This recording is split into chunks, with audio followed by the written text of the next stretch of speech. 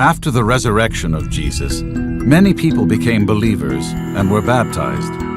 One such person was Stephen. He was full of God's grace and power. When he preached, people listened. He was speaking wisdom, healing the sick, performing miracles, and proving the power of Christ among the people.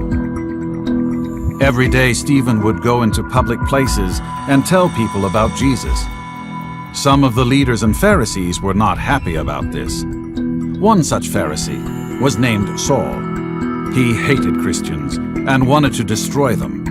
Every day, the religious leaders looked for an opportunity to arrest Stephen.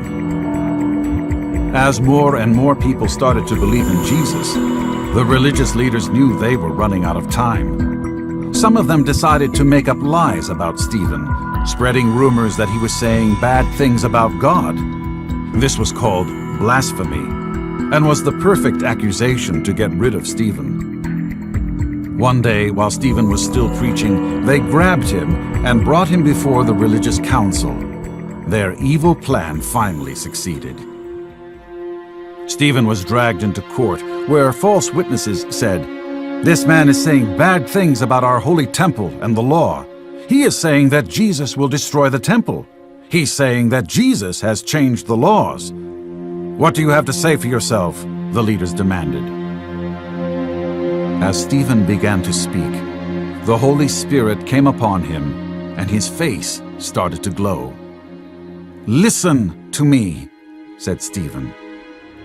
Everyone quieted down as the angel-like man began to talk. He told them all about their country's great history, their sad disobedience, and how Jesus came to change it all. In telling the story, he had to tell them about their own sin and evils. They did not like this at all. They became so angry that they decided to kill him. They seized Stephen and dragged him outside the city walls. They picked up stones and started to throw them at him. As the stones fell onto Stephen's body, breaking his bones and bruising his flesh, he did not stop praying. Instead, he continued to preach about Jesus. As he died, he cried out, "Lord, do not hold this sin against them." One man standing there was Saul of Tarsus, a Pharisee, who later would become the Apostle Paul. Saul, at that time, wanted to do everything to stop people from believing in Jesus.